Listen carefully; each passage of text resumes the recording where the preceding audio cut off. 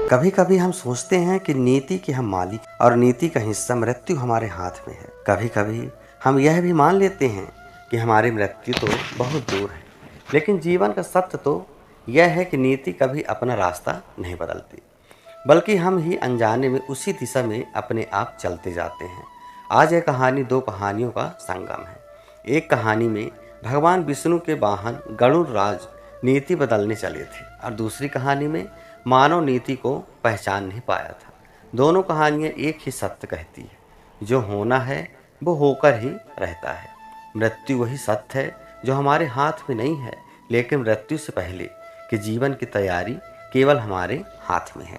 पहली कहानी आरंभ होती है कैलाश पर्वत पर, जहाँ की असीम शांति में गरुड़ राज खड़े थे और तभी उनकी दृष्टि एक छोटे से मासूम से पक्षी पर पड़ती है। गरुड़ राज उस पक्षी की मासूमियत को निहार ही रहे थे कि अचानक उसी समय यमराज वहां पहुंचे और उन्होंने उस पक्षी को एक पल देखा और गहरी चिंता में डूब गए।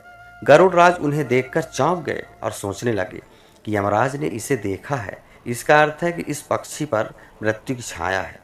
दयालु गरुड़ उसी क्षण उस पक्षी को उठाकर हजारों मील दूर घने जंगल में छोड़ आते हैं, यह सोचते हुए कि अब वह सुरक्षित है। उसी पक्षी को जंगल में छोड़कर गरुड़ कैलाश पर जब वापस आते हैं तो यमराज से पूछते हैं, हे काल पुरुष, उस पक्षी को देखकर आप इतने चिंतित क्यों हो गए थे?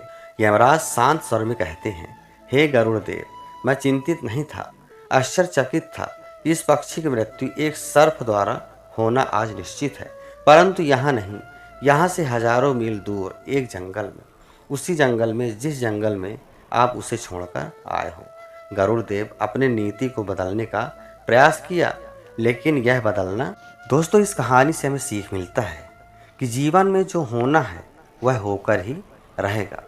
हमें किसी चीज़ के बारे में सोचकर ज़्यादा दुखी नहीं होना चाहिए, क्योंकि जो भगवान ने लिख दिया है वह तो होकर ही रहेगा। दोस्तों, ऐसी मोटिवेशनल वीडियो के लिए चैनल को सब्सक्राइब करना ना भूलें। मिलते हैं अगले वीडियो में, तब तक के लिए आप खुश रहिए।